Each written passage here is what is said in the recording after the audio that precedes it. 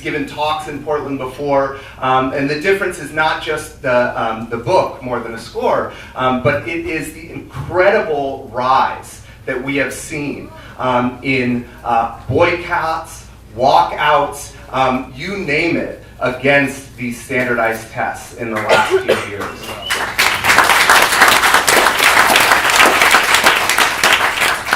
So I'm really proud to be facilitating this panel of a number of people who have made these words, boycott, walkout, even strike, relevant again in the last few years here in the Northwest. Alexia graduated from Lincoln High School in 2013. She was one of the founders of the Portland Student Union, which played such a crucial role over the last few years, both in getting students to think critically about these upcoming Common Core tests, which many of us know are going to label, according to our head of the Oregon Department of Education, 2/3 of our children failures that come this spring. Gwen Sullivan, as many people know, is the president of the Portland Association of Teachers, the teachers union here in Portland. She's also a 20-year elementary and middle school teacher, and the parent of 2 children in Portland Public Schools. And I couldn't have, Gwen is really someone who is part of this new group of leadership in teachers unions around the country, which is trying to take back teachers unions, democratize teachers unions, and really transform them into organs of struggle, because that is what's desperately needed in this era of attack against teachers. Paul Anthony is a father of 3 in Portland Public Schools. Also, both his parents were Portland Public School teachers. I heard Paul Anthony first speak in front of the school board, I think it was last year, just eloquently about the way testing was devastating Beach School. And I'm very excited that Paul is now running for school board in 2015. His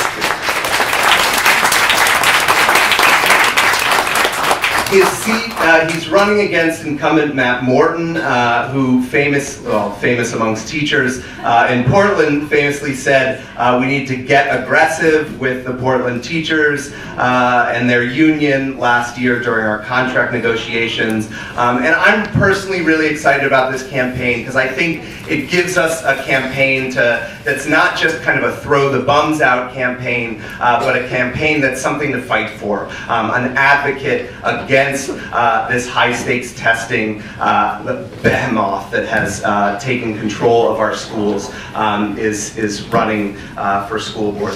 I do want to talk a little bit about Jesse. He's one thing I think is really crucial, that he's a teacher at Garfield High School, and he's the advisor to the Black Student Union, which if you have ever looked at the Seattle Times, you might have seen the Black Student Union on the front page recently for leading walkouts during the Black Lives Matter protests in Seattle. Jesse Hagopian's also an editorial associate of Rethinking Schools, and of course, most famous for the historic, as a leader of the historic boycott of the MAP test in 2013, which I really think has been a catalyst for a lot of the resistance that has come since. He's a contributing author to Education and Capitalism, Struggles for Learning and Liberation, 101 Changemakers, Rebels and Radicals Who Changed U.S. History, writes regularly for Truth Out, Common Dreams, Socialist Worker, Black Agenda Report, the Seattle Times, and now he has helped produce this phenomenal book that I think is going to be such an incredible tool for all of us. 2 things before I hand it to the panelists. One, we would love to have you live tweet this event if you are a tweeter.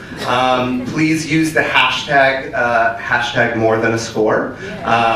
That would be wonderful. And then also, Jesse has a blog called IamAnEducator.com, and you can go on IamAnEducator.com and follow Jesse, get updates from him.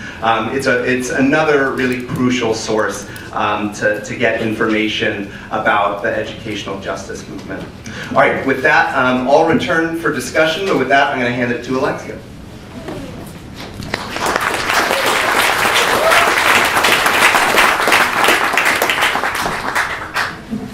My name's Alexia Garcia. I graduated from Lincoln High School, and I was really involved in education all through high school, but specifically my senior year, we had both a PBS student union, which was PBS sponsored, had an adult advisor paid for by PBS, and worked to provide the superintendent with student voice. And then we also had the Portland Student Union, which was a new formed group, didn't have any connection to Portland Public Schools, but was becoming pretty relevant. And I was involved in both, and I was also elected to be the student representative on the school board. So the one, I had a symbolic vote and sat on the school board and was there to provide student voice. So I thought I was involved in all of those organizations, and I would say the PBS Student Union was very much like PBS's student voice. They had very much the control over what those students were thinking. If we had a question about something regarding our public schools, we would ask PBS to explain it for us, which meant we were very anti-teachers union. That whole year before I was elected, we were working on getting student evaluation in teacher evaluations, and most of us were trying to find a way to do something about seniority. And I think that was very much PBS was yes, that's right, take down the teachers union, this is your opportunity, and any opportunity they could to be yes, here's some food, thank you, it was very much, that's how we were treated for a long time.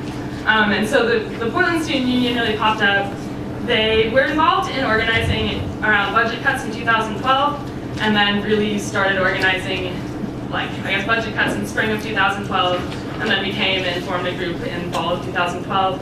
And we're first really put on the map. They went to an anti-austerity march, probably with a lot of people here, and we're pepper sprayed, and that was put them on the map. People knew who they were. I, after that, contacted them, trying to see what we could do and work together. And they were working on the Race to the Top grant. So Race to the Top is a program that, yes, came out of, it's not No Child Left Behind, but it was an opportunity to apply and get money from the federal government. They put out a $40 million grant, but it had a lot of strings attached. So one of those strings was that teachers be evaluated based on their students' standardized test scores. And I think that was something that unanimously students in both organizations understood, that's ridiculous, that's not representative of a teacher's ability to teach.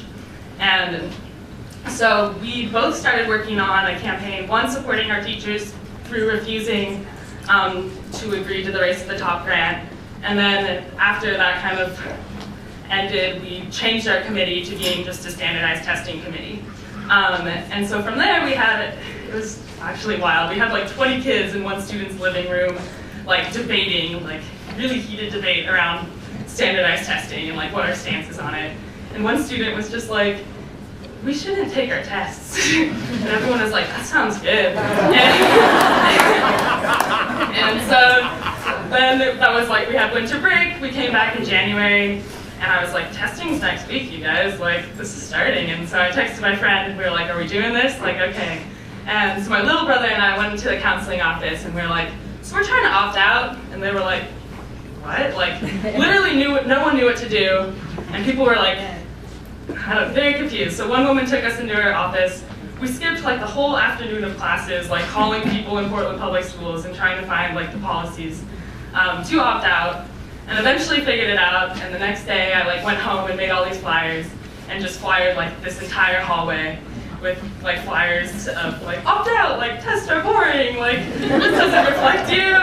And within minutes was in the principal's office. And so in there, and I think this is very relevant because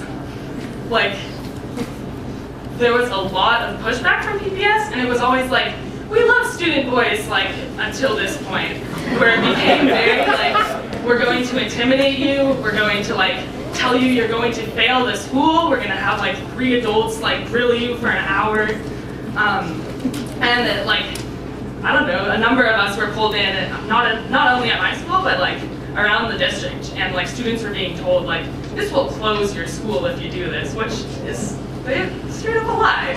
So we like regrouped and started thinking about it and really came up with like concrete talking points. It was also really interesting because Portland Public Schools was in the middle of dealing with school closures in the Jefferson cluster, and that was like frustrating a lot of parents.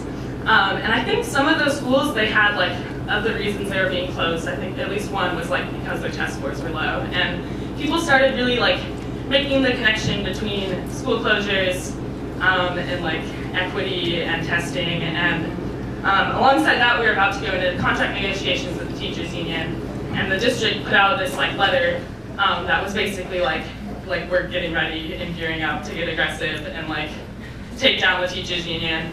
And so I think our campaign really kicked off. So we started doing all these things and like feeling it out. And one night at the school board, they gave us, like they let me have a student report, and I had never really like used it to say anything like that was not relevant. And then this night it was just like, all right, we're having an opt-out campaign. You guys are like shaming our teachers inappropriately, and like you shouldn't close these schools. And that night we posted a thing on our website. Overnight it was like our website stopped working. There were so many people viewing our like article and posting it, and we started getting like a lot of national attention. We kicked this off like 3 days after Jesse and the Garfield teachers kicked off their boycott, so not only national attention, but like a lot of national solidarity, both from the Garfield boycott and then just like letters of support, and so many people like coming, and that alone was like so reassuring. And I think as well, we started to see students in Colorado decided they were going to boycott or opt out of tests and have like a walkout alongside that, and students in Providence, Rhode Island were going to do that. So not only like from teachers, but students were really like supporting us. And through this, we also started to connect more with the teachers union through both dealing with the school closures, and we were still talking about student feedback forms, which meant we like met with the teachers union. And it was interesting to see like, at first, Portland Public Schools loved student voice and like wanted us to like hate the teachers union, and as we slowly like befriended them, there was definitely like every student was kind of changing and trying to see really like a holistic picture there of what was going on in public schools.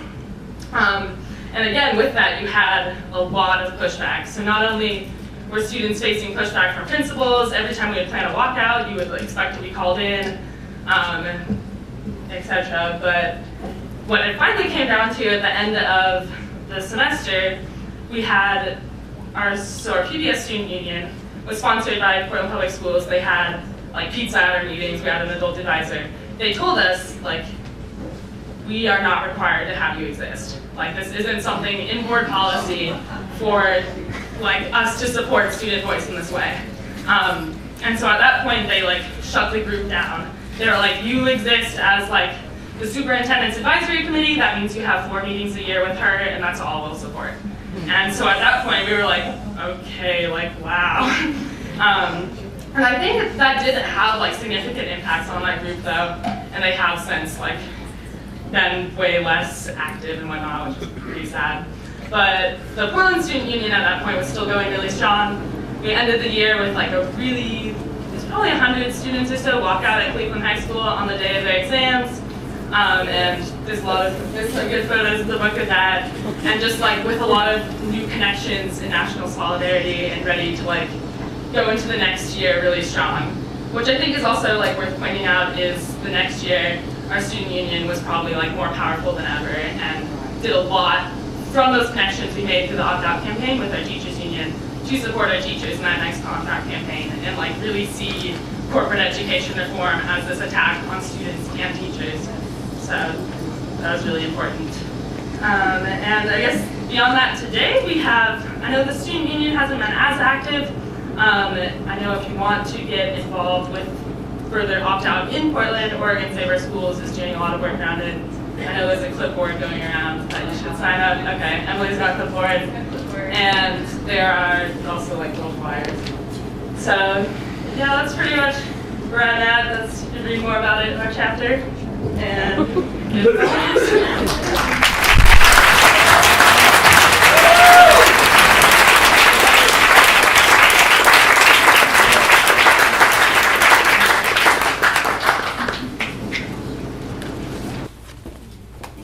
Hi there. So nice to see everybody. I'm Gwen Sullivan. I am the president of Portland Association of Teachers, and like Adam said, I've been teaching in our school district for about 20 years, and am also a parent in Portland Public Schools. And I remember very well one of the times that I met Alexia was when I was at this Reed College event, and I was talking about with Dr. Rudy Crew that the governor had hired to be the education czar, and I was talking about how I opt both my kids out of standardized testing, and it was just kind of a matter of fact that I do that because of all the emphasis that has been put on these tests, and how much direct teaching isn't really teaching, it's about teaching to a test. And and I remember talking about this, and then not long after that, Alexia comes up to me and she said, "Can we talk to you?"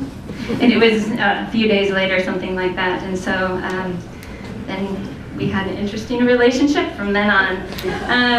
And I would highly recommend YouTubing Alexia at that board meeting. That was the biggest surprise, I would say, of my life, sitting at the board meeting and hearing her talk about high-stakes testing, and hearing her talk about if the district really wants to get better, that they should start to form a relationship with Portland Association of Teachers.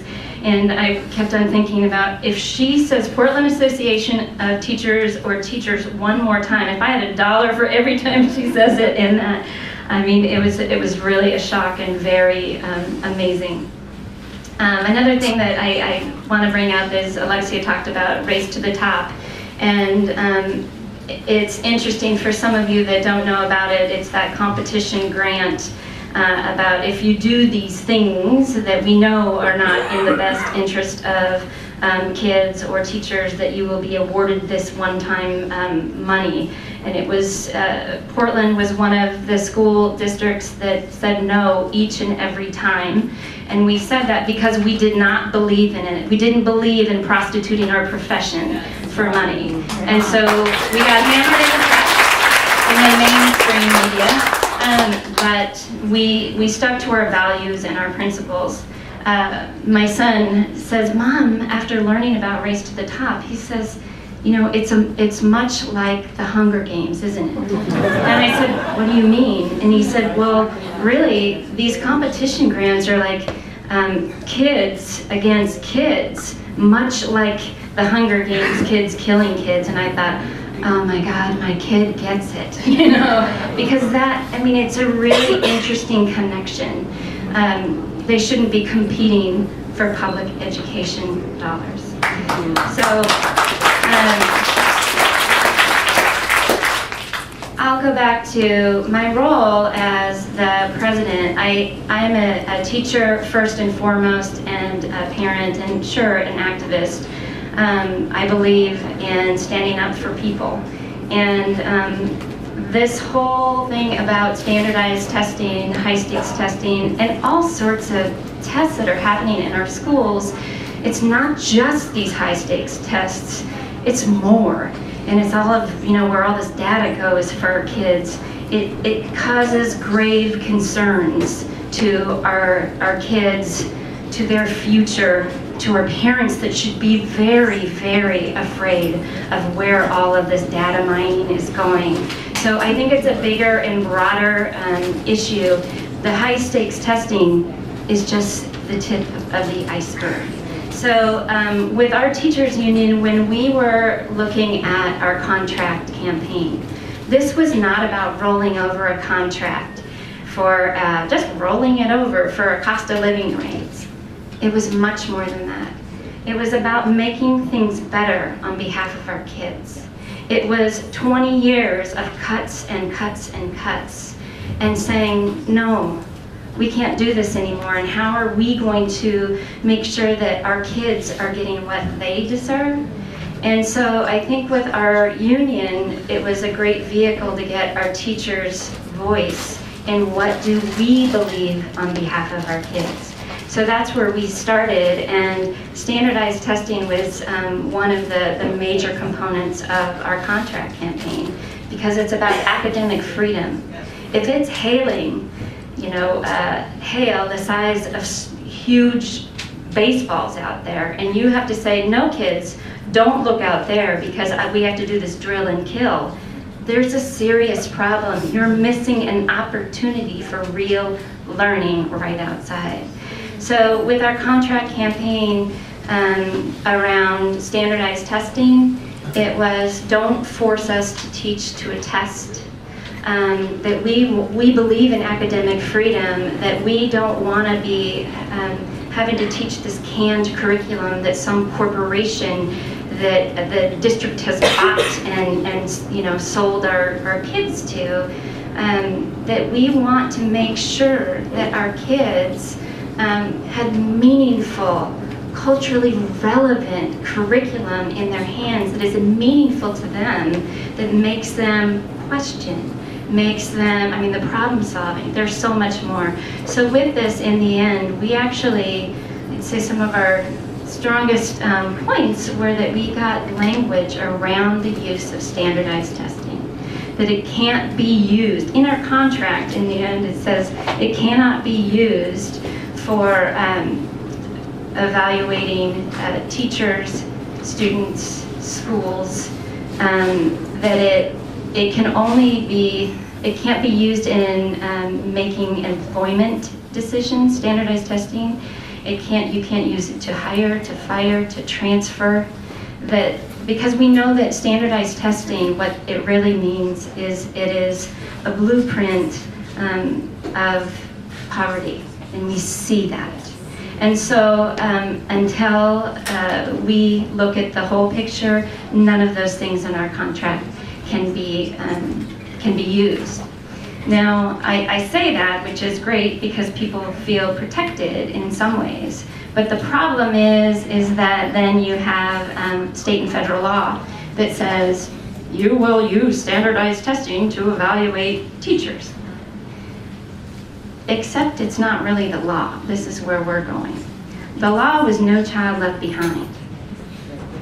The waiver to that law says that you will use standardized testing in evaluation. And I would say that's not the law. So recently we met with the president of NEA and asked her about this, because we know that we want more time to teach and less time for testing. And so I asked her point blank about, are you going to support us in this? Because we know it'll be a legal battle. And she said, absolutely, we have your back. So I think that was a positive message in a place where sometimes we get through many bureaucracies, whether it's at the state or federal level. So that was really supportive. I have to use this phrase that one of our rank and file teachers, Erica Schneider, said. She talks about how teachers are vulnerable. And we are. As teachers, we are vulnerable because we care about our kids and we care about their future. And I think it's important to know that teachers constantly do whatever we can to make sure that our kids are being educated and they're being helped, to the point of our own demise sometimes. And when I look at that vulnerability, we hear from above that if you don't do these things, that the kids are gonna fail. So there's a huge difficulty around what we do now, because we have some of our own educators that think we have to give these kids these tests, otherwise they won't graduate. It's not true, because they've been spoon-fed this along with everybody else. And I think that as we look at that vulnerability, we have to kind of stop looking at the people behind us about what we're going to do and start looking at the students about what are we going to do, and their parents. What do we believe on behalf of our kids? And with our teachers union, it's not about us. It's about all of us coming together to make a bigger difference in the lives of our kids and their future. So thank you very much. I really look forward to hearing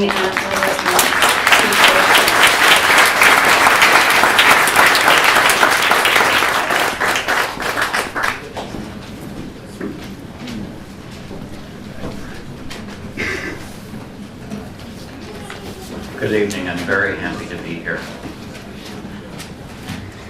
As Gwen just said, Pat has a wonderful contract, very much due to her extraordinary work on it. But there is one point that I want to make first. It's something that I don't think enough people in the community realize. It's, and although More Than a Sport is a wonderful book, I didn't see it from enough people there. High-stakes testing does not have anything to do with the teaching in the classroom. It is punitive. It is designed to punish. It's designed to punish our children, our schools, our teachers, and our communities. It's designed to hit the poor. It's designed to hit communities of color. It is designed to hit immigrants.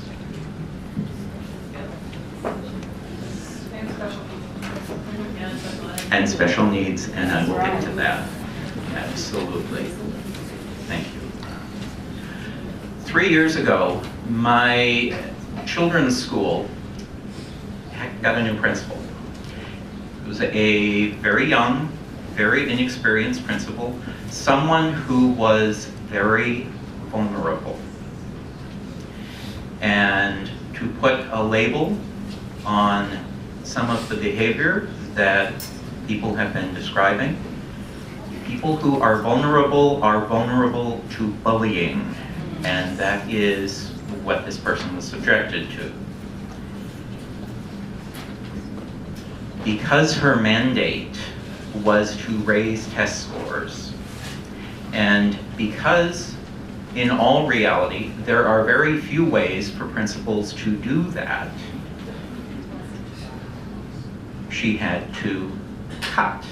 That was what was in her purview. She narrowed the curriculum, got teachers to concentrate on reading and on certain kinds of math, eliminated a lot of the enrichment classes that children enjoy.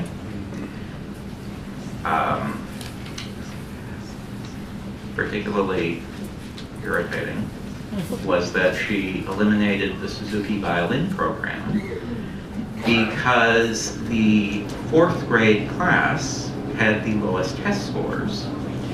And the Suzuki program had started when they were in kindergarten, so clearly it was the result of the program. You can't make this stuff up. You really can't. I'm not that imaginative. I couldn't do it. And this is a pattern that we're seeing across the district, and to an even greater degree, we're seeing across the country. Science is being eliminated, social studies is being eliminated. I've been fortunate enough to have the opportunity to interview the superintendent of the Centennial District. And for a variety of reasons, good, bad, and indifferent, Centennial is playing out a very difficult hand with an extraordinary amount of dedication and skill. They've eliminated everything. The only enrichment, elective, athletic that they have in their middle school grades at all is track. That's it. And they're having a terrible, terrible time keeping kids on track to go through high school because of that. And unfortunately, Portland's seeing the same thing.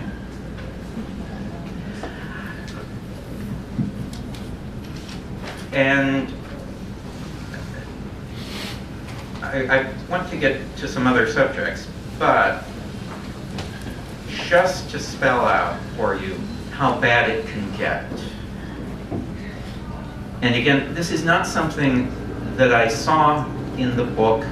I think that people want to say that this really can't happen. And this should set your hair on fire if you're lucky enough to still have it. My children's school had a beautiful second grade reading intervention program. It had been designed by the teachers. It was staffed by the teachers 2 weeks in the summer. Teachers who had had students who were not learning to read. They brought them in and they worked on them for those 2 weeks. And they made sure that they could start third grade with at least a basic understanding of reading. The principal eliminated that program. And here's the thing. Here's the really galling thing. There are several people in the book, there are many people, I hear this all the time, who say that what standardized testing does is it makes the schools concentrate on the lowest performing students. That's not true, just as a blanket statement. What it does is it makes schools concentrate on a very narrow band of students performing just under the limit. And if you can get those up with the minimum amount of labor, then you've got a good return. And you have to start using business terms here because this is as cynical as anything that you see out of Wall Street. The lowest performing students become expendable. As every bit as immoral and as evil as that sounds. There are a couple of positive things I want to acknowledge right off the bat. The first is that although the district has not behaved very well, one place where they have is that they have pushed back on the SBAC. And I think that the board deserves a great deal of credit for that. The other thing that I really want to acknowledge is that, the SBAC is the Oregon State version of the MAP test. It's the state standardized test, the new one that's coming. The other thing I want to acknowledge is that, as Gwen said, all of this data is being mined. In my professional experience, I know very well how it is being mined and the extent to which it is. I can't tell you what the company was, but my business appraises other businesses. And we had occasion to appraise a business that markets to schools. It's tiny business. You've never heard of it. But we looked at the data that they had. And as old and bitter and cynical as I may look, it was completely shocking. You have no idea the level of the granularity that they are looking at, how much data they know on every school district in the country. Everything from what the superintendent makes down to what different gradations of parents make, anything that would let you market any product to children at a profit. Really, seriously, These people know what color polka dots Steve Buell has on his underwear. It's unreal. There are some other positive things I'd like to mention, because one thing that I hear is, okay, if we aren't going to test, well then, what positive things are there to suggest? We need to focus on classrooms. One thing that comes up constantly is reading scores and reading performance. We need to shrink the size of kindergarten and first grade classes so that those children get the attention they need.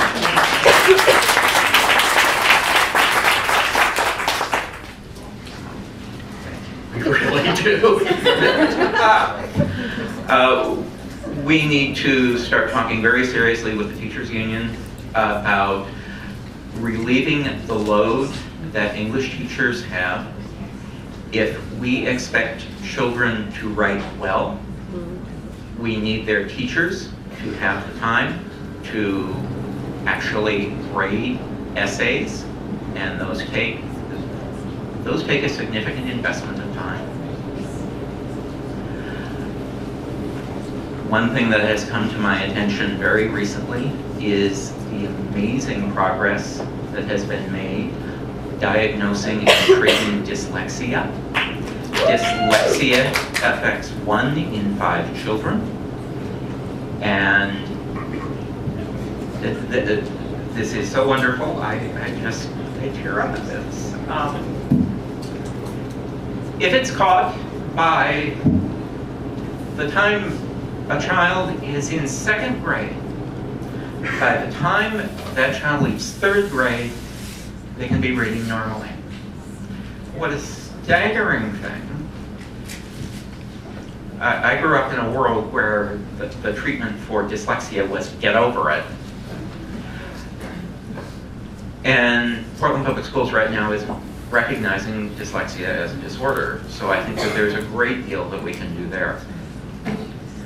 And then the last thing I would leave you with is that career and technical education, actually giving children an opportunity to put their hands on something real and do something meaningful, has enormous impact on academic performance and on success in life.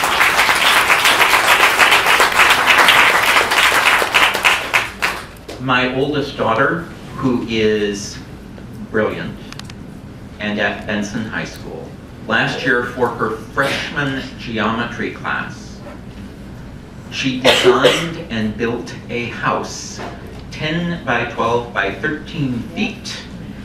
And when she was done, it was donated to a homeless person. It has its own heat, it has its own solar panels and electric lights and power. And she's going to change the world.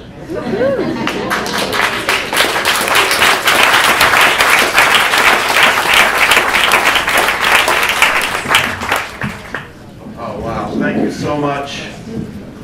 You know, the primary belief of the testocracy is individual achievement at the expense of collaboration and collective action. And I think that this book and this evening is repudiation of that crackpot theory. Because this book wouldn't have been possible without the social movements that people like Alexia led and Gwen and Paul is getting ready to lead here.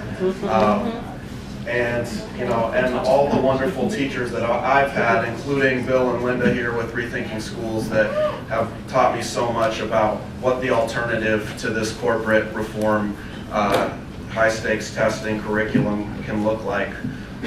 And the curriculum that I've gotten from them has ignited Garfield High School in some of the walkouts you heard about. I want to start by telling you the beginning of my school year this year was different than any other year for me because my son started kindergarten. And it was a great beginning to the year because his school got a new name.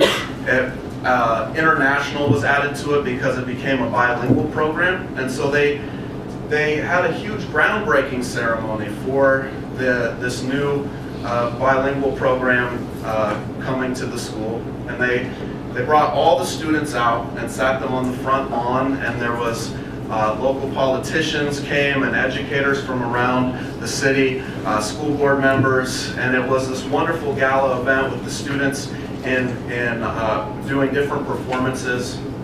And the principal gave a wonderful speech, and then on down the line we heard from the advisor to the governor on education policy. And she took the podium, and she's got the kindergartners and the elementary school students sitting in front of her, and she used this moment to say that she was so proud of these students for taking on this challenge of the bilingual program, because she said, "You will be ready to compete in the global marketplace." I don't want to shock you, but cheers did not erupt from the crowd of kindergartners. Like, yes! Now I can take down the Chinese children in the Mandarin program, and then my son in the Spanish program. Yes, I can take down the Mexican students. That's why we're here at school, right? This is utterly absurd. This is what the corporate education reformers say is the purpose of education. It's about global competition.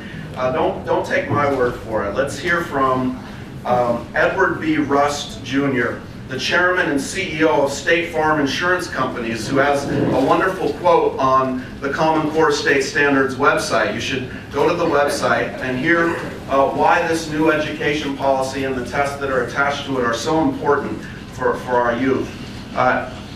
The chairman says, quote, "State-by-state adoption of these standards is an important step towards maintaining our country's competitive edge. With a skilled and prepared workforce, the business community will be better prepared to face the challenges of the international marketplace." Right? This is what the retooling of our standards is really all about in their own words. It has nothing to do with nurturing the whole child, unlocking human potential, solving problems that plague humanity. It's about promoting business interests.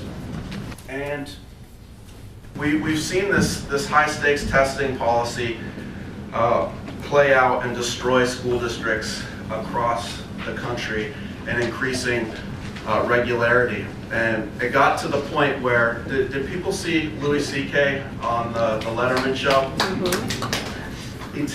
He comes on Letterman, a great comedian, and Letterman asks him how he's doing. He says, "Well, pretty good, but it's testing season and my girls are kind of stressed out. And the big test is coming up." And Letterman says, "Well, what happens if they don't pass it?" And Louis says, I'm not an expert in these things, but I think that they just burn the school down."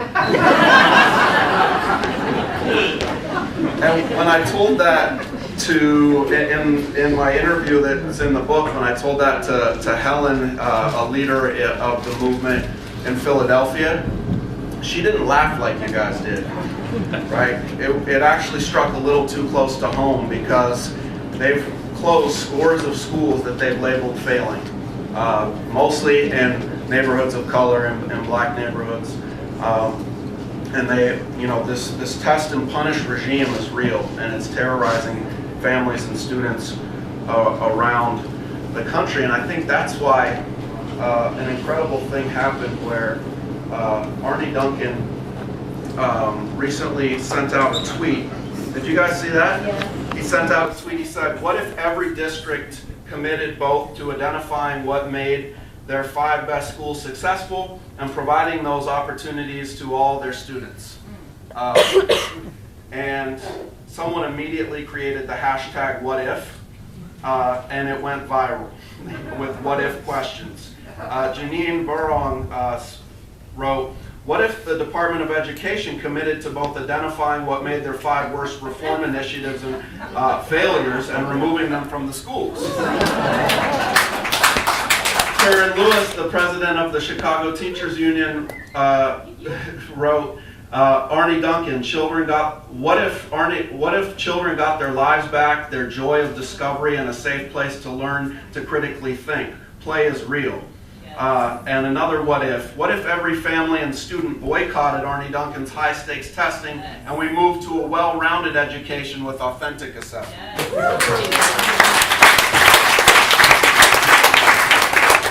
Check that hashtag out. There's some amazing ideas for what our schools could be. And what we're experiencing right now is nothing short of the largest uprising in U.S. history against high-stakes testing. We've seen teachers refuse to give the tests in Seattle, in Chicago, in New York. Testing boycotts erupting there. Most recently in Tulsa, two elementary school teachers refused to give a whole series of tests and sent home a wonderful letter with their young students explaining why.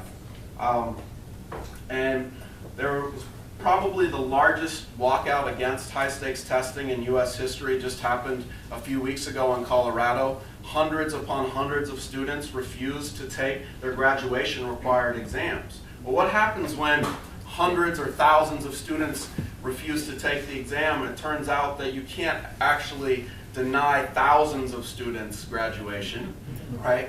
So when the act is collective, it can have a huge impact. And we learned that at Garfield High School 2 school years back when we collectively refused to administer the Measures of Academic Progress test, the MAP test.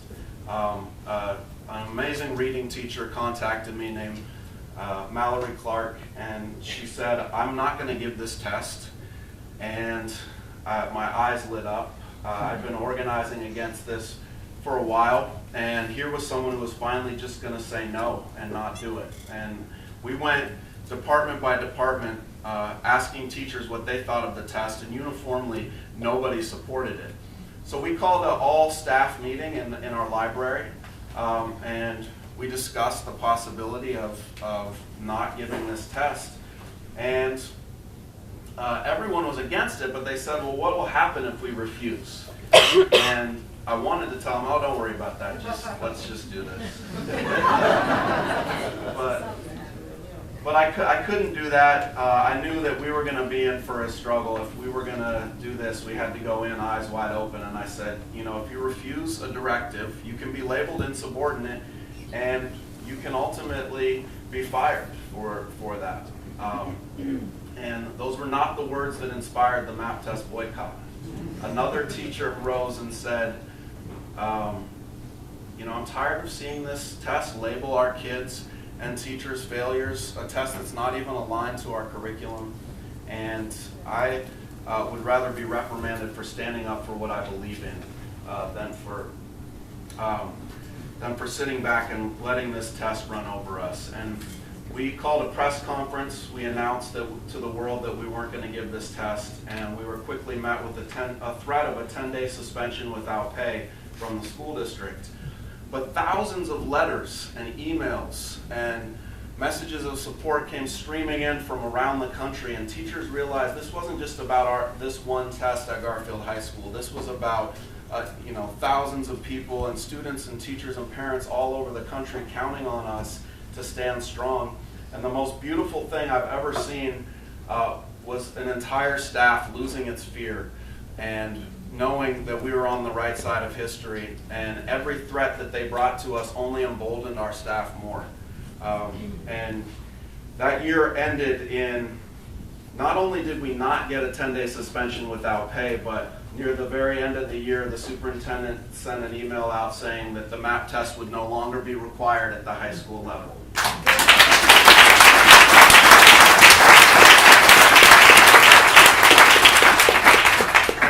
That really helped to ignite a movement around the country of civil disobedience against these high-stakes tests. And I want to share a couple of the stories with you that are in the book that I want to make sure you don't miss.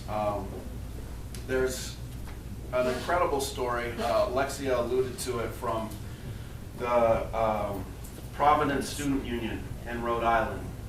Let me just read what they said. Passers-by in downtown Providence jumped, startled as ghoulish-looking crowd of young people turned the corner of Kennedy Plaza. Green skin shined through sunken eyes, stared, and torn, blood-splattered clothes dragged as they shuffled down Westminster Street.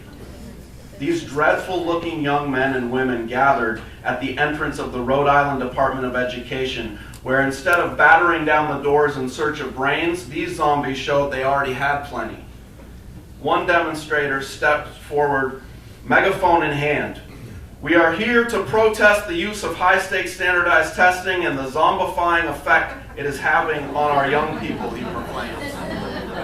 And these students in the Providence Student Union, they went on to organize the adults take the test. They got their hands on one of these tests. And they invited the professionals to take the lawyers, the doctors, the politicians, because of course these tests are the guardians of being career or college ready. So let's see if these professionals are ready. Well, they took the test, then they called a press conference a few weeks later with the results. 60% failed. Right. Yes. Wow. I've never heard people clap for a 60% failure rate. That's wonderful. It's amazing, the creativity that this movement has had around the resistance of tests. And I want to just share one other moment of creative resistance coming out of Chicago. This is by Kirsten Roberts, who is a Chicago preschool teacher and parent. And she writes, on April 17, 2013, parents, children, and early childhood educators arrived at the Chicago Public Schools headquarters bright and early. We entered the main lobby and spread out a couple of our blankets on the linoleum tile floor.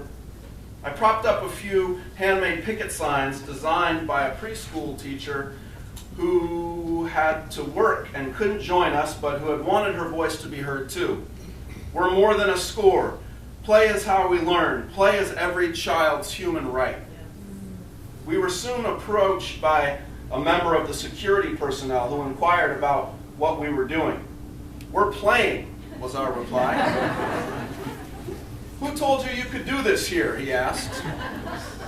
At this point, more parents and children began to trickle in.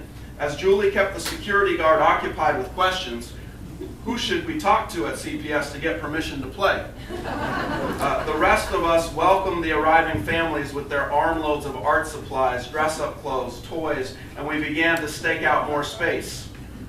An arts educator pulled out rolls of paper and glue and collage material and markers, and young children dug in. Boxes of dress-up clothes were spread out, and the children and adults changed into costume, donning fairy wigs, rainbow clown wigs, and superhero costumes. Infants crawled on blankets and gnawed on board books, while toddlers chased after bubbles that floated down the hallway. Soon, a couple of musicians arrived with their cellos and guitar, and we sang along to "This Land Is Your Land" and other protest standards. That was the great playing at Chicago Public Schools. And I just want to say that this movement of testifiers, as I call them in the book, stands on the shoulder of giants, and it's a proud tradition. I think people should know just a bit about the origins of high-stakes tests and the people who have refused to give them, because we hear today that high-stakes testing is the key to accountability, and that's going to close the quote-unquote achievement gap of African American students and students of color to the performance of white students. But if you know the history and the origins of these tests entering the public schools, that's a ludicrous idea, right? Actually, high-stakes standardized testing was part of the efficiency movement and the eugenics movement, right? An openly proud white supremacist ideology that tried to create a pseudoscience to justify racial hierarchy, right? It was these openly racists that grafted standardized testing onto the public schools. You can look at Carl Brigham, who was a professor at Princeton and one of the leaders in the eugenics movement, who left Princeton to be an advisor during World War I, adapting IQ tests to apply to the military, to basically find out who was going to be grunt soldiers dying in the trenches and who was going to be officer material. And then he went back to Princeton after the war and adapted that test to become the SAT test. Right? And this is the origins, and when you know that, it's not surprising that some of the most important people who opposed those first tests were black intellectuals, right? People like W.E.B. Du Bois, founder of the NAACP, who wrote, quote, "It was not until I was long out of school and indeed after the First World War that there came a hurried use of the new technique of psychological tests which were quickly adjusted so as to put black folk absolutely beyond the possibility of civilization."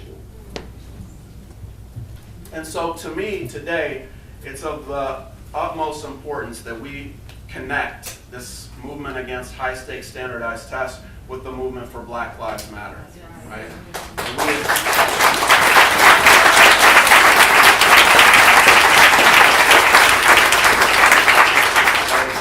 These tests have a long legacy in perpetuating institutional racism, and when we say Black Lives Matter, we don't just mean we don't want to be shot down with impunity in the streets. We also mean we want to have something useful to learn about in the schools. We also mean we want education to be about solving real problems that we face in the world today, right? We face an incredible rate of incarceration, right? Where there's more black people behind bars today than were slaves on plantations in 1850, right? We have an incredible economic crisis the world over that's created a situation where we have 85 people that have as much wealth as the bottom 3.5 billion people on the planet, right? We have an epidemic of violence against women in our society where you have rape culture running rampant on college campuses, and 1 out of 4 women having experienced sexual assault at some point in their life.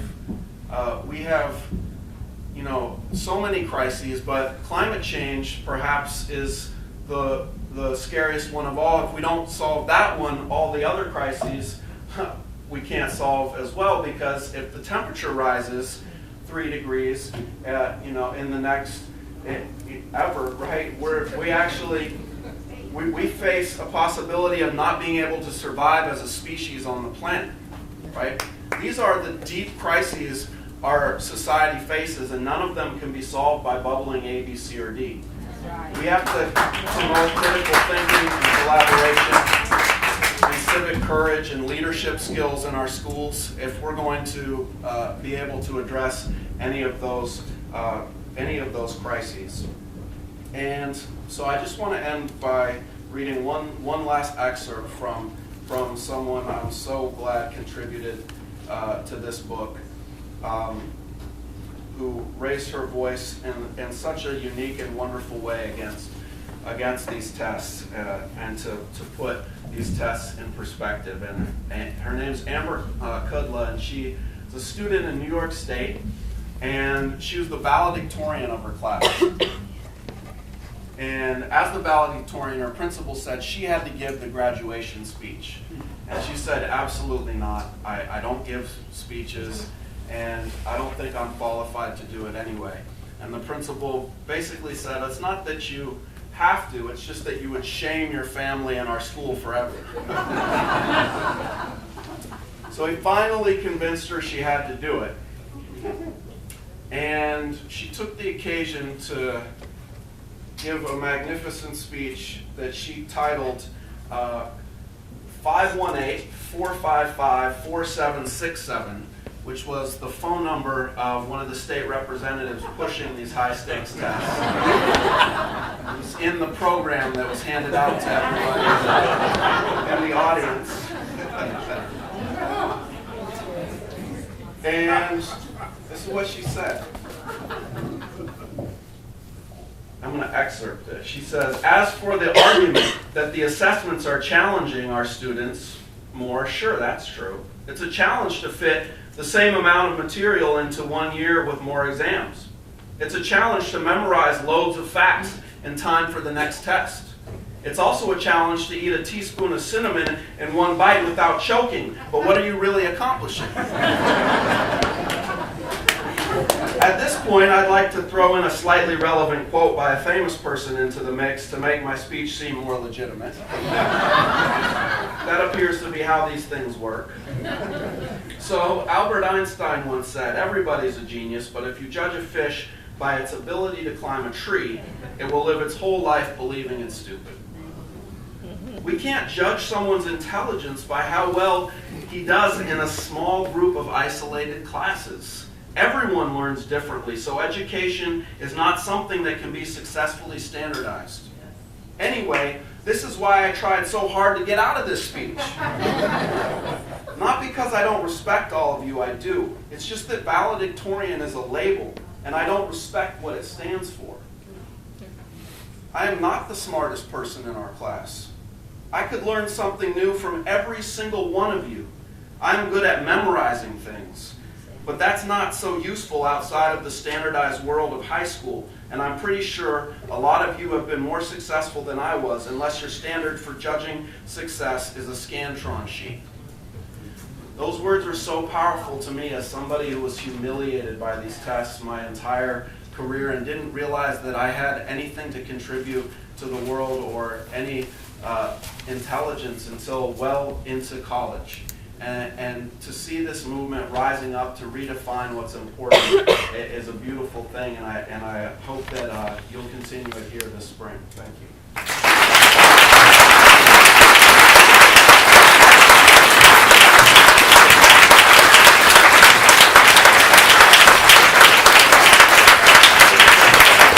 Take a couple of questions at a time, so we can kind of get some questions out on the floor. If you have a comment, I'm going to ask you to please keep your comment short, 1-2 minutes at most. This person with the scarf, and then Chris in the back. I read this the other day, and I'm not sure who wrote it, and I'm not a teacher, so I wanted your opinions on it.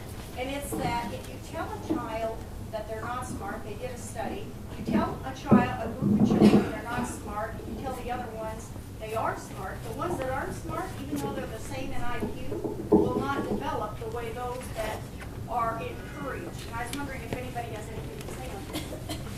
So my question is about Google Chromebooks, Google Apps for Education, that whole movement of pushing more and more data up into the clouds, into the hands of third parties. Okay, and this blue scarf. Hi, I have a question. I'm a cynic regarding schools in general. So, but I do believe at the same time that schools are very important, and they're wonderful private schools, public schools, and wonderful teachers, obviously. But I've chosen to homeschool my kids so far because I've never found a learning environment that quite gives them the creative thinking and critical thinking skills that I would like for them to be around. So I'm wondering what you think schools are as far as a social sort of phenomenon. Is it? Because not everybody can afford to stay at home with their children as well. So some of this is just because of colonialism and the fact that we have factory, style education. So I'm wondering, within the constraints of public schools, how do you even begin to tackle what I consider a natural outcome of this type of education? My name is Dama, and I'm with the Don't Shoot Hands Up movement. Yeah. I'm also a teacher assistant. And I'm one of the founders or one of the creators of the Parent Volunteers at Regular Elementary School. The school is on 47 52nd Street in Prescott. And we created this committee. It's called Safety Committee and Bullying Prevention because the district, the Portland Public School, they cut our budgets, they got rid of our African American community liaison, they cut down our student management, they cut down our restorative justice. And I don't know if people knows what restorative justice is, but that's pretty much what brings a little bit of the voice of the kids of colors. And you need to understand, Regular is one of the poorest schools, elementary schools in Portland, if not the poorest in the mountain. It's all 100% free lunch, and you know, it's 86% kids of color, 68% of those as Latinos. And I can keep going. My basic question is, what can we do to change the board or to improve the board, and also to bring more color, or not necessarily color, but we need people to be advocating for the kids of color. It's very sad, you know, we have all these amazing teachers. Last year, and the district got rid of our principal, Brad Sullivan. Then they got rid of, you know, a lot of the programs that were helping. So the teachers are being sent to so many trainings. Some of those trainings are useless. That, you know, they've already attended them, and some of them they don't need to. So there is all this. So we've been working a lot with the school board. Come on, I mean, we've been coming to protest, to talk to them, to the meetings, and they said they're gonna do something. It's very slow motion. I'm not sure how they go very slow, but the tests are going really fast. So what can we do to change these cultures of racism in this public school system? Thank you. Well, let me just start with both two of these last questions.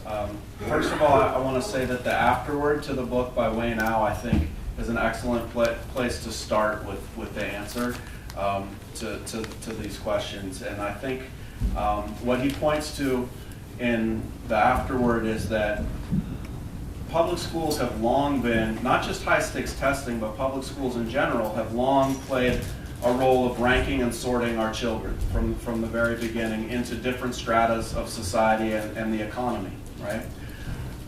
And that we live in a deeply racist society, and so that that ranking and sorting is done along racial and class lines, and that it's long been a tool to maintain institutional racism and keep people of color at the bottom, etc.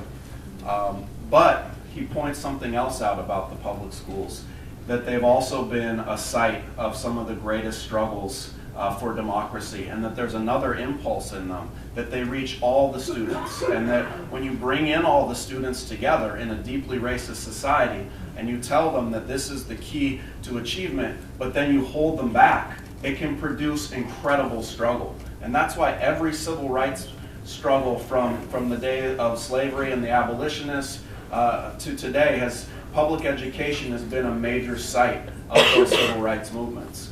And so, you know, in my mind, I want my son to be in those schools and participate in those struggles to transform the education to make it equitable for all students. And I think part of that struggle today is the fight for restorative justice. It's the fight for ethnic studies programs. In Arizona, right, there was an ethnic studies program for the Mexican American students that was incredible. It had closed the achievement gap by the testing measures, right? And so there's how you know that the corporate ed reformers are just con artists. Because if they really wanted to close that achievement gap, they would replicate what the Mexican American Studies program did in every country and every district across the country. But they weren't actually interested in the program that was empowering Mexican American students to learn the history of their homeland being stolen by the United States, right? And so you know, that's the type of education we have to fight for.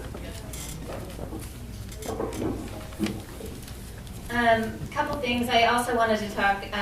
The regular situation is really an important one that we definitely need to talk about with the restorative justice. And I go to Rethinking Schools did an article about restorative justice is a great. It's a way to really connect with community and connect with families, but it's not something you can do on the cheap. It's not something that can be done half-hearted. That's right. And Regular was the place where we as a union, along with the parents, and we were all working together to try to get a rich, robust restorative justice program at Regular, and it was working. And you're right, there was a community liaison, there was the restorative justice, and they cut it. And so then it becomes this vacuum of, especially at I'm worried about your school now going to be bilingual unless they're all bilingual, because at Rigler there's the bilingual program and then there's the neighborhood program, and so it sets up the haves and the have-nots, because if you are in the bilingual program, your family has already taken the initiative to actually get into this program. And then they start off in kindergarten with 30 in their class, and by the time they get to 3rd grade, there's maybe 20 in the class. But the neighborhood program has 35 kids in their 3rd grade. I mean, there's so many things that have happened with your school. And so when we have a school board that talks about equity, and I have to say talks about equity, but does not implement things that they actually say that they're fighting for, their actions speak much louder than words. And so how do we change it? We elect new people. We talk to the new people about what we value in our community, and what the money needs to be going to the ground first, and then it moves up from there. But it starts off on the ground. The woman that was talking about, I'm sorry, I can't remember where you are, about telling kids that they're smart and then telling them certain kids that they aren't. I don't know about the study, but we're working with this assessment person at the district office. He's not a district person, but Rick Stiggins, he's pretty great guy around assessment. But he talks about how many times you're going to be, if you tell a kid, that you're failing over and over and over again, of course, human nature is you begin to believe that. And so I think that that's one of the things that we, as I said a little bit about, it's not just the high stakes standardized testing. Sure, it absolutely is, because it labels them failing, but it's those weekly tests that these kids are taking online, that every week they're taking a reading test that says, you're failing, you're failing, you're failing. And so what does that tell the kid?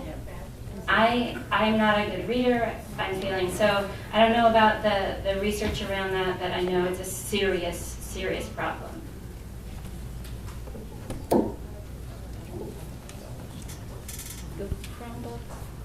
Yeah, I did want to just mention around Rigler, yes, I am very familiar with restorative justice and the program that was at Rigler.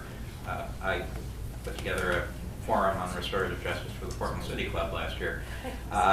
It's a tremendous program, but more specifically to the time that teachers are taken out of the classroom right now, it's absolutely ridiculous. Last year, my twins' 6th grade teacher was taken out of the class on average at least twice a week, 2 days a week, gone. And something else that I don't think people appreciate on time and wasted time is the time that the district makes children waste preparing for the tests.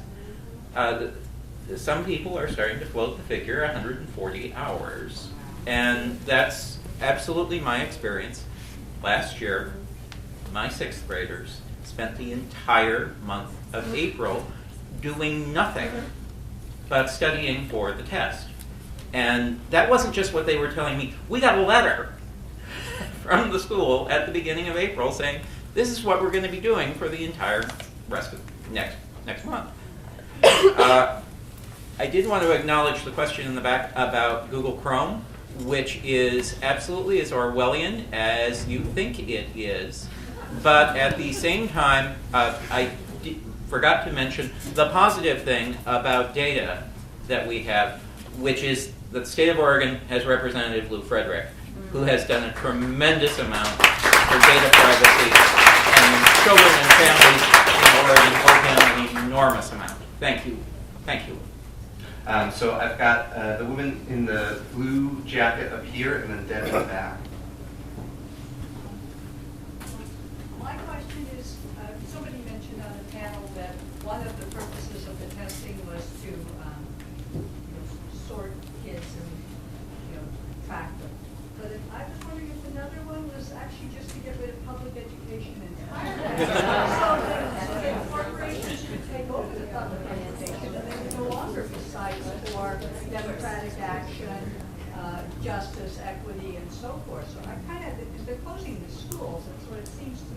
want to get rid of public education. It's also an anti-tax thing, I suppose. So is that your perception too?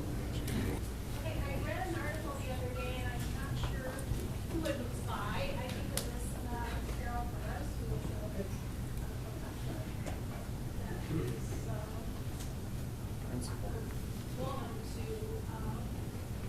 go a little bit more against the reformers, I guess I would say. And she wrote an article about all the different kinds of tests. And she explained what the SAT is about, and the NAEP and the PISA, and then also the PARCC and the SBEC, which are the two tests that are coming up that the reformers are insisting that everybody in the nation should take those tests. And her comment was, what if we, or I think the purpose for this article was, why don't we inform parents about these different tests and tell them what they are and ask for consent for kids to take the test instead of just opting out. Make sure that parents are informed what SBEC is about, what PARCC is about, because before the kids even take the test, it's predicted that only 30% are passed. So having parents give consent to take the test may be something that's just as strong or stronger than opting out. So is that possible? Is what I'm Got Linda and then the person in the black jacket in front. Well, since we have Lou Frederick, Steve Buell, and also Gwen in the room, I'm wondering what kind of protections we have for teachers, students, and schools as we opt out this spring. Yes. Because this is the Smarter Balance test will be happening this spring. Students will be failing. Students will not be graduating. And so, what are the protections that we can offer teachers, schools, and students this spring? Over here, and then we're going to go over there. Somebody mentioned about the impact of special education, so I'd like to hear a little bit more on that. And a teacher friend of mine told me that if she suggested to parents that they could opt out, she could be fired. And I wanted to know if that's an actual occurrence. I'm the school organizer for Don't Treat PDX, and my question is, now that we have a full understanding that there's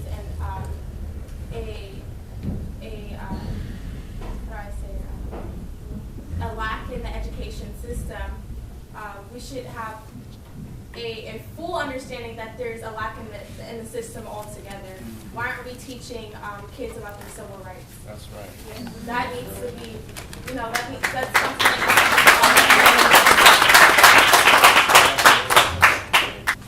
Question about institutional resistance. I know all of you have experienced resistance on the building level with principals and on the district level, and Jesse and Alexia on the state level. How do you break through that? There are examples throughout the country where principals are writing against this sort of stuff, superintendents are writing against this sort of stuff. Oregon's not there yet. And then as a follow-up, Alexia, has Governor Kitzhaber gotten back to you yet?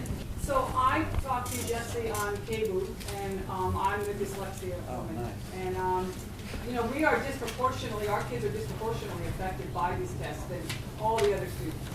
There's over 112,000 students with dyslexia in Portland Public Schools.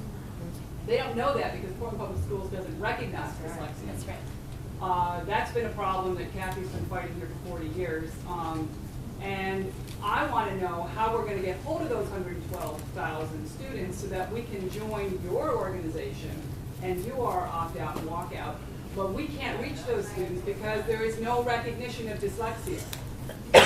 So that's been our struggle for a long time, and we would love to join forces and pick your brains on how we can penetrate this mess. So thank you. Okay, back to you. So how many folks here are teachers? Raise your hand real quick. Okay, a lot of teachers, hands down. How many folks are parents who are here? Awesome. Hands down. How many folks are students?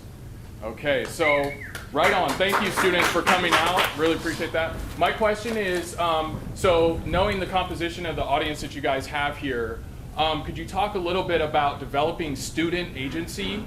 Alexia, I know that you had a lot of supports that kind of allowed you to make the choices and take the risks that you took. but I'd really appreciate if you guys could just speak to how can teachers, how can parents really support our kids in becoming active and engaging in this process? Okay, I'm going to go first because they're talking. So the first one that I wanted to address, Linda talked about what are the protections for teachers, schools, students when it comes to opting out. And right now, I think that a couple of people, I know Jesse has talked about it, the book talks about it, but about the power that does have to do with coming together as a community. That if you do things in isolation, you are a target. And part of it is you're not educating people about what's really going on as well. So I think first and foremost, what we're looking at PAT is that we lead by example. If we have kids that are in the public schools, whether it's Portland Public Schools or any other public schools, that we opt our kids out. We lead by example. We have that right to do that. Somebody else was asking about, is there some sort of law around that that you have to give these tests? And really, there's something called, when you get your licensure, it's the ethical educator, and you have to give them the tests. It says you have to. But once again, if you do things in solidarity, you're much more protected together. And part of it isn't just doing something as an individual teacher or a group of teachers. It's bringing in your families and educating everybody. I know for myself that, house parties, for me as a parent, I can educate all the parents at my kids' school. And I think that that'll be the next phase as well after we get lead by example. But I think more than anything, we have to educate people about what this is. It's the, so many times we're fighting against something. We really want to be fighting for something. And I think that if we can do both of them at the same time, that we are actually fighting for authentic assessments and things that actually make a difference, informing teachers and parents and kids about how they're doing. So, and there are legal rights that teachers have. I put that out to our own folks around what they can and can't do. The collective action is your strength. The last thought on leading by example and how we can support our kids in opting out. When you opt your kids out in Oregon, you need to come up with an alternative activity for them. Last year, my twins' alternative activity was to sit and read Stephen Jay Gould's The Measure of Man and write an essay about the racist origins of standardized testing. And to the woman in blue, ma'am, thank you very much for mentioning privatization, because that is absolutely what's behind this. There are shattering amounts of money to be made off of doing away with the public education system and turning it into a way to make $1. And thank you. On that same note with privatization and corporate education reform, I think during my senior year, we really did see that come out in the Jefferson cluster school closures, and people were really saying, like, we've had more closures in this cluster than any other cluster in the last 10 years. Or any other cluster combined, and we also have more charter schools in those clusters. And it is in an effort to label schools failing, have parents see that, lower enrollment, and slowly deplete those schools of resources and ability to perform. So I think that's definitely at the root of this as well, and very problematic. Chris, we have seen clearly last year teacher-student solidarity, and during the PAT campaign, it's definitely possible. I think it definitely comes up more in times of struggle. I think finding a way to sustain that is the most difficult, and finding a way with legal lines to communicate with students is something we should probably look into and figure out exactly how to move forward with. But I guess with that, students and teachers that want to get involved should talk to us after and ensure that we get your contact information. And then last thing is, I emailed Kit Sopper. Context. I asked Kit Sopper to take the test. He said he would. I emailed him. He said he was busy. We'll find a time. So if anyone wants to take that on, he's agreed to test. I asked him also last year Right, at the that's true. OEA event, and he did agree again, but he has yet Once again. moving forward on that. Somehow our students always find the time. Before I hand it back to Jesse, I just real quickly want to remind folks that Jesse and Alexia will stay after to sign copies of More Than a Score. So here's Jesse to wrap. Thank you. I'll be real brief. We've been here a while. It's been a great discussion. I just want to end by saying this question about teaching our kids civil rights and this question about how do we get, how do teachers help provide student agency. What's been incredible this year at Garfield, we've already had 3 student walkouts this year. One of the student walkouts was a joint teacher-student walkout where the entire building emptied to defend a teacher position that was being cut at Garfield High School. And so when we launched this map boycott, it's completely changed the culture of our school to where it wasn't just about that one test. It was about empowering those of us who are in the classrooms every day with the ability to make decisions about what's best for our school. And can you imagine my teaching in the classroom during the map test boycott? I've never had the civil rights movement come to life the way it did while we were doing reenactments of the Montgomery bus boycott debates, right? Where the students were representing different factions in Birmingham and their different interests around should we boycott. And the students have never gotten involved in that debate, arguing with passion and anger to get the right outcome because they knew those lessons mattered to what they were organizing in their own school today. And so I think it starts in our classroom by bringing social justice curriculum.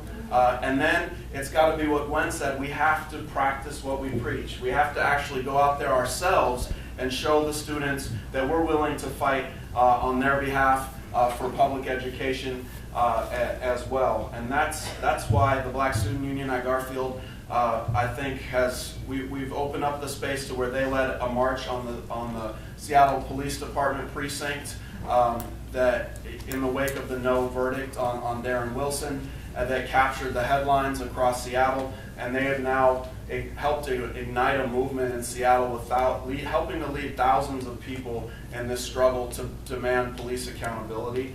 And I think we're at the very beginning of a new era in American politics, and if we're able to unite this movement against high-stakes testing with this movement for Black Lives Matter and this movement to stop climate change and all of these social struggles into one struggle that says we want to reclaim our society, right? We want to actually have the people, we want all people to have control of our society rather than a parasitical 1% who is profiting off of our schools, putting our